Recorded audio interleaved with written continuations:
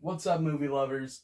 We're back at a halfway checkpoint through the year. I want to make this video to let people know what they should be watching, what's out there that you might have missed.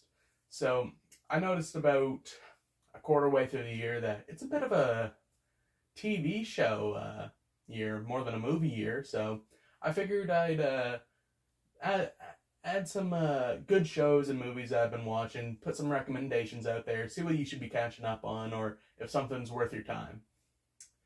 I'll start off with the movies since, like I said, it hasn't been that much of a movie year. It is kicking up though. There's plenty of upcoming stuff which we'll get to later that I'm excited for. But yeah, I mean, there hasn't been too much. The year kicked off great with movies like Companion and Wallace and Gromit, Vengeance Most Foul. Wallace and Gromit was amazing as always. It's a Wallace and Gromit movie, so you know what you're going to be getting into. It's always really cool seeing the claymation and the studio behind it get to actually make quite a story, and it's entertaining. I wasn't playing on my phone or desiring to pause the movie, walk away, come back later. Wallace and Gromit, Vengeance Most Foul brings back a villain for the first time in their series, and I was a bit worried coming into it. I thought that the stakes were going to be a bit, well, I wouldn't get it, is what I'm trying to say. But they do an amazing job setting up the whole villain's origin story and whatnot in a biteable chunk, so you won't be lost. But yeah, no, the story was great, and I can't wait for the next. It's been quite the year for horror so far. We had Bring Her Back and 28 Years Later, both amazing films. Right now, 28 Years Later is one of my top two, so I'll give you a bit of a heads up for what to expect at the end of the year when I do a recap.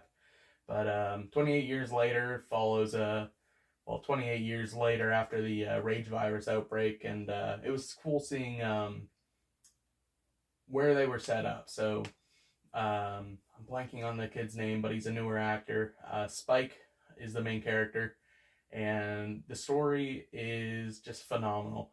It's something you wouldn't expect, especially after the turn they took in 28 Weeks Later with Jeremy Renner and turning it into a bit of an action movie. This one actually has stakes and makes you care about the characters. A lot of people are saying that the ending of the movie ruined it for them, but if you go in expecting it to be more of an epilogue than an ending, then all it really is getting you excited for the next two movies in the series, since they're doing a new trilogy with 28 Years Later. And yeah, the new developments within the zombies in the universe, and we get a bit of extra lore on what's happening outside of the UK and whatnot. So if you're into these zombie movies, 28 Years Later blew me away. On the other hand, Bring Her Back was another surprise by Danny and Michael Philippo. Well, I didn't know really what to expect going into it. I assumed it was something to do with resurrection, and it was, but the way that they create this story, like using, it was realistic, like something you would expect to be real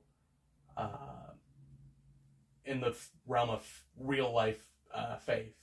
So I believe it's in the trailer, so it's not too big of a spoiler, but it has a lot to do with like dark web, hidden videos, snuff films, and whatnot.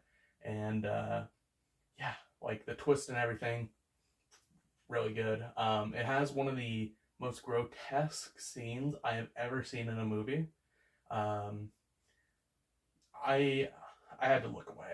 I've heard a lot of people like who are in like big horror fans say it was the grossest thing they've ever seen, like beating out Terrifier and whatnot. Granted, it's only one moment, so it's a nasty scene to say the least with the son there. So it follows a little pitch follows two kids after the father dies, get put into a foster home, and the mother's a tad bit weird, and like I said, has something to do with resurrection, so I'll leave it there. It's definitely a big recommend if you're into horror movies. As for superheroes, there hasn't been too much this year. Ironheart is currently rolling out. The next 3 episodes come out in a few days after I film this, but Thunderbolts was a huge surprise. On the we're so back and it's so overscale, we're so back. Thunderbolts was... It's hard to say, because it's not like Thor Love and Thunder, Brave New World, etc., where it's like, we're just setting this up to set up the next movie. This one, you actually get to care about the characters. I might be a bit biased because I think John Walker is such a funny character.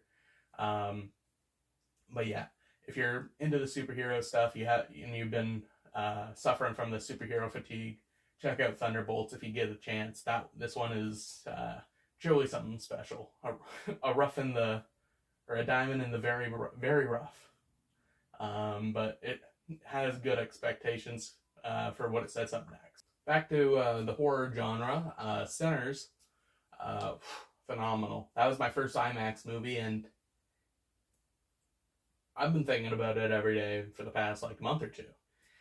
Sinners was very unexpected, to say the least. It's a vampire story, so it's a bit fantastical, but it's not a vampire story in the Twilight sense. It's more of a I don't really know how to put it, if I'm being honest.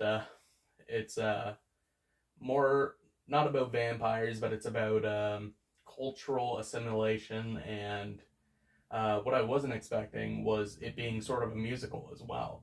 And if that makes you a bit hesitant, don't worry, everything's a banger in this. And it's not like Broadway or anything. It makes sense for who the characters are and whatnot. And yeah, Sinners, I can't say too much more about the plot, but definitely check it out. It's probably my most recommended movie I could give you right now. If you're looking for something a bit action genre, well, you're in luck. The John Wick franchise is back with Ballerina, with Ana de Armas coming as this ballerina character that we see in John Wick 3. Ballerina kind of is John Wick 3.5, because it happens in the middle of it. John Wick's involved, and this was exactly what I needed. I love John Wick 4. It was my #1 movie of 2023, I think. So this was really a big refresher that I needed. I want to say so much, but I don't want to spoil it. The kills in this movie, so fun, so insane. A lot of stuff that you wouldn't even expect, even with how crazy John Wick 4 got. This movie just is non-stop. I mean, if you're looking for a story, why are you watching a John Wick movie? But it's just non-stop action, and that's all you can really ask for with this series. My biggest surprise, really, of the year comes from a movie that was released last year but got its theatrical run this year, so I'm putting it on the list anyway. Life of Chuck. I had no clue really what to expect during this, but this movie was beautiful. The message behind it and really how they demonstrate it just filled my soul. It was... I believe I put it terrifying, hopeful, and full of soul. I think that was my 3 lines that are three words I used to describe the movie on my review there. But wow, this movie blew me away. I can't stop thinking about it. It changed it. I know it sounds cheesy to say, but this movie changed my perspective on life, and it blew me away. If you ever get the chance, I don't know where it's streaming or if it's going to stream, but if you ever get the chance, watch this movie. I'll tell a little story about it. When the movie ended, there were 2 kids behind me, and I was sitting in my chair wow, this was amazing. These 2 kids behind me would say, I didn't get it. Yeah, me neither. It was a good movie. I just don't understand it. I was well, movies aren't for everybody, I guess. And then as I'm walking down the stairs, I hear this guy, an older gentleman, he says, that was the most beautiful movie I've ever seen in my life. And then I got it. The kids behind me didn't get it because they just don't understand. And then on the way out, the kids ran by me, and their dad just grabbed them for a big hug. And I was like, this is what movies are about.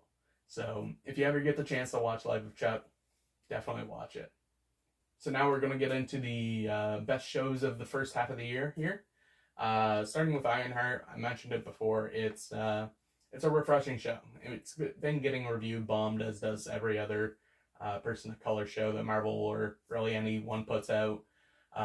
So if you look at the reviews, it's going to be like, take it or leave it.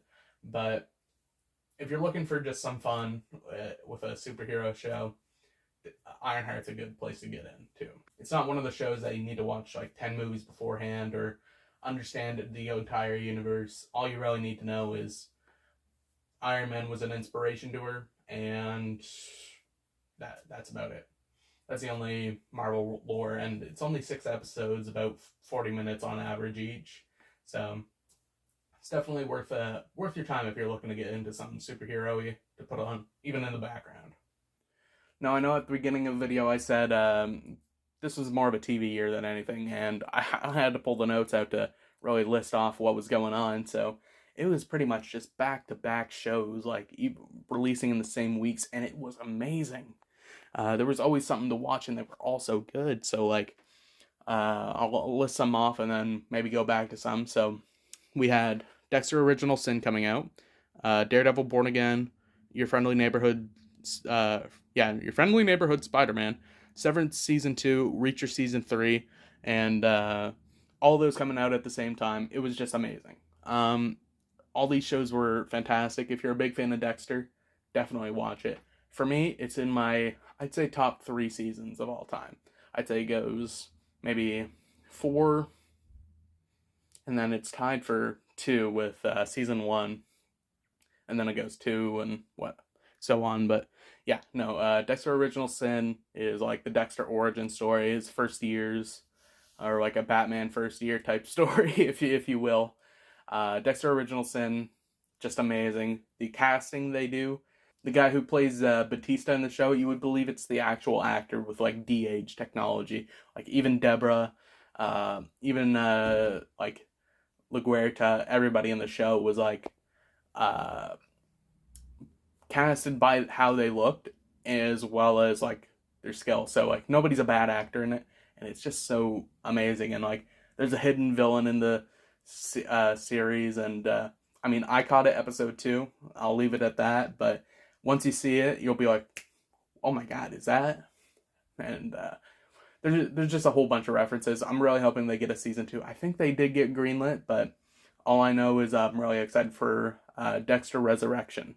I will say the show does open with a season 8, or I guess a Dexter New Blood spoiler, so if you haven't seen New Blood, that's still good. Might as well go watch it before Dexter Original Sin.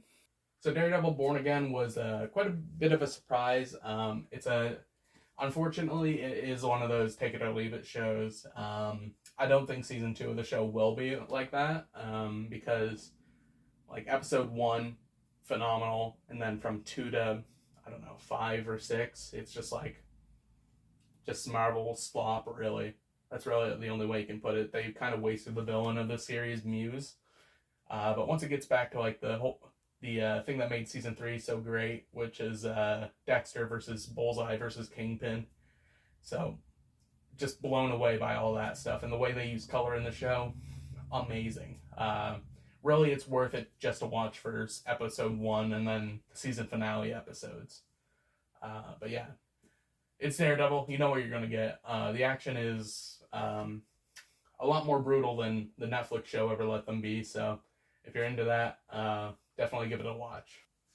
A show I wasn't really expecting to watch or even enjoy this year was Adolescence. It's Netflix's, I believe, 4-episode series. It's about a kid who is accused of killing somebody, and his family is trying to like get him out of like the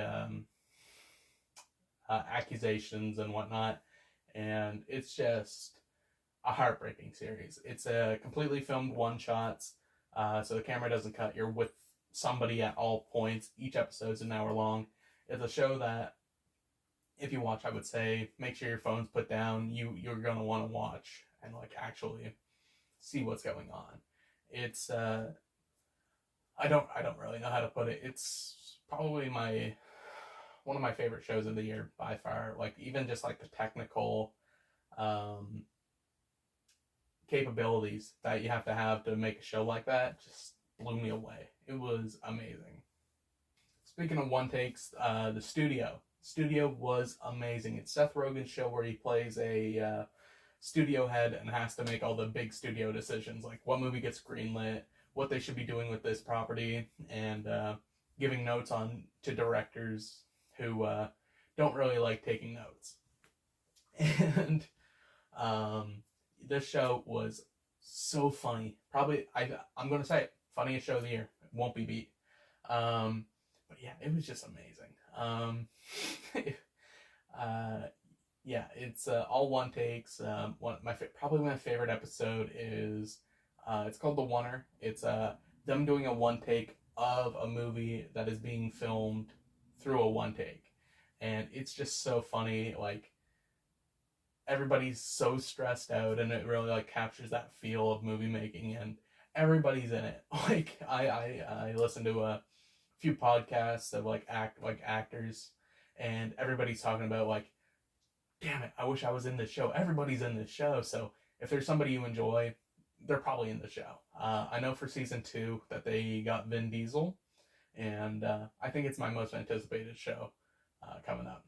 And yeah, so if you're looking for something really funny, every episode we were just laughing, knee slapping, and like even missing some jokes because we were still laughing from old ones. And it's just such a phenomenal show, and I can't recommend it more. Your Friendly Neighborhood Spider-Man, I had low expectations for. From the trailers, I didn't really like the animation style or anything, but once the show came out, I was like, whoa, this is Spider-Man.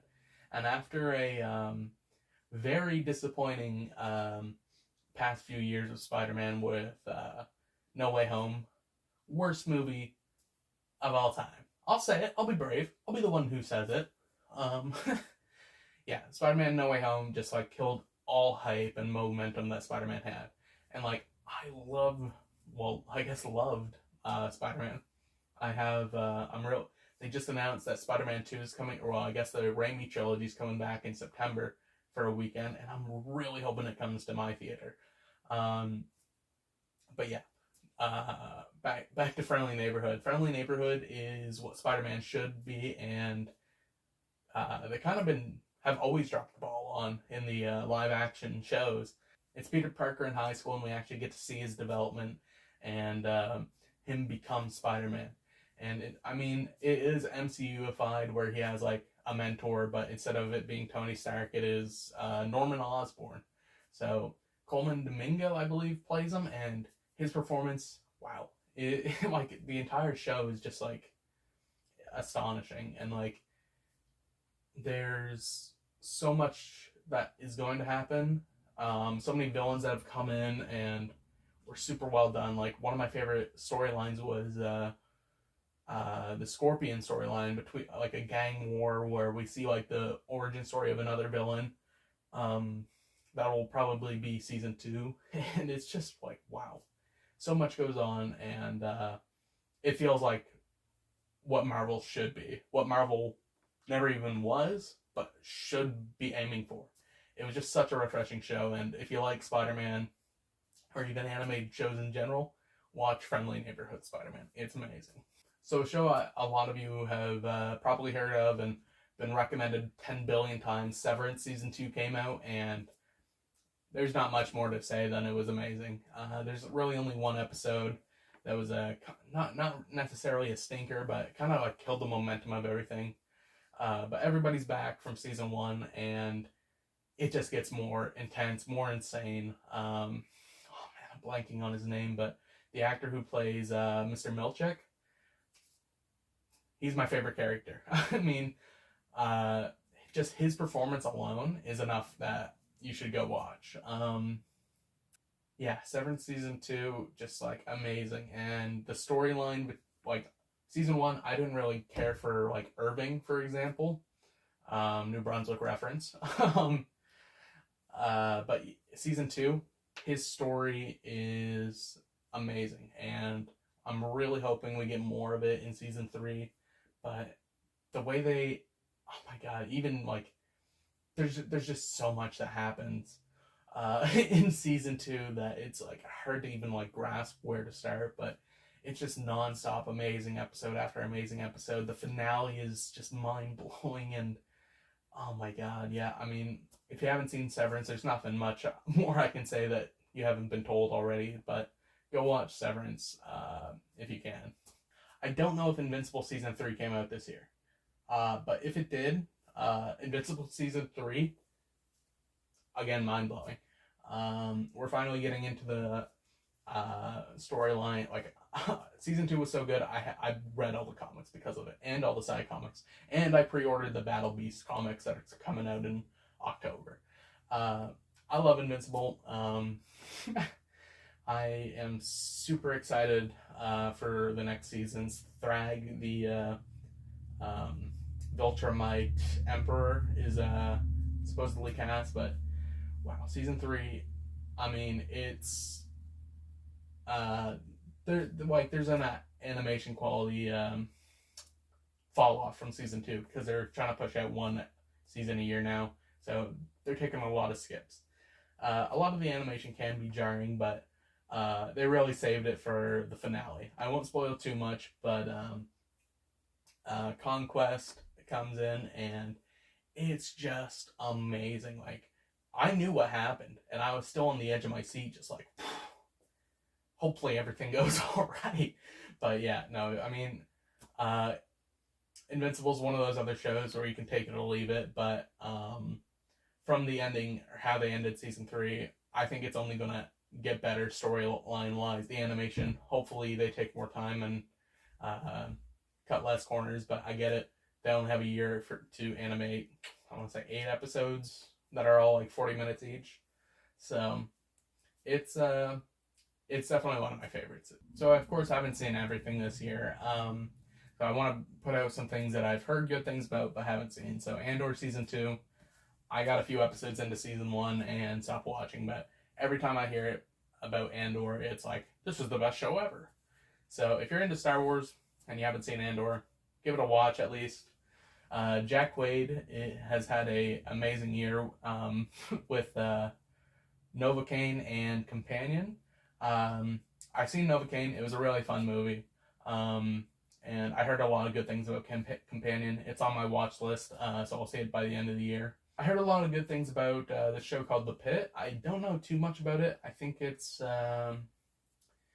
sort of like a really stressful, how do you say, doctor show. I don't know. I think it takes place at a hospital, but every time anybody said anything about it, like even when I looked up like best shows and like got people's opinion, a lot of people were saying The Pit.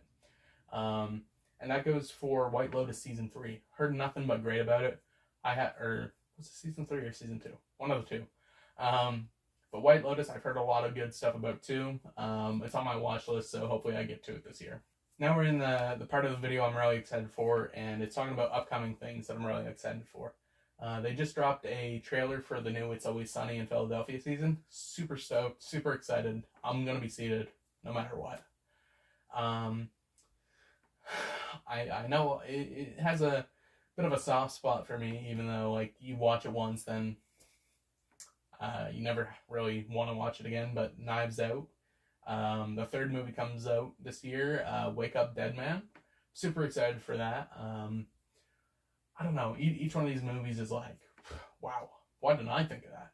And I'm still a bit upset about the 2nd movie there with how like they show you something and then like show you it again but different and whatever. I'll leave it in the past, but I'm super excited for that coming out. Oh yeah, it's a superhero summer again. We have Superman and Fantastic Four. I'm not too hopeful for Fantastic Four, but I don't know. I think it's going to be an alright movie. I think it's going to be a 3.5 out of 5. But Superman, I've seen like some TV spots and clips. It's gonna be good. I don't know what to tell you. I have my tickets booked for both movies.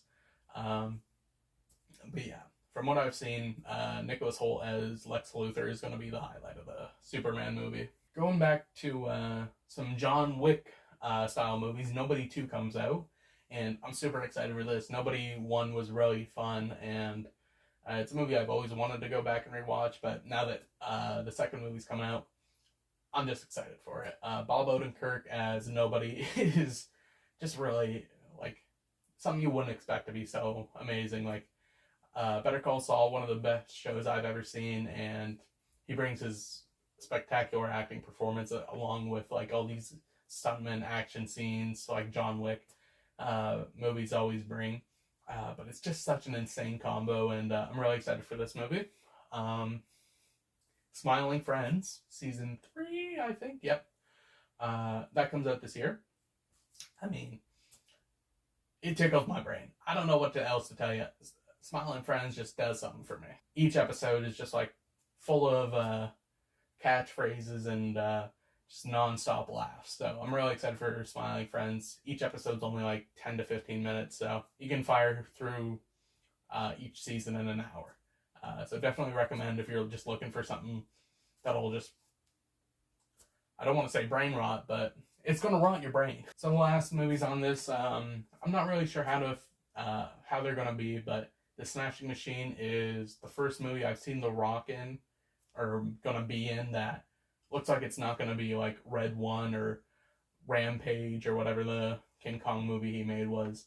It looks like he's actually going to try acting for once, or for the first time in a while, at least. So I'm excited to see that, I guess.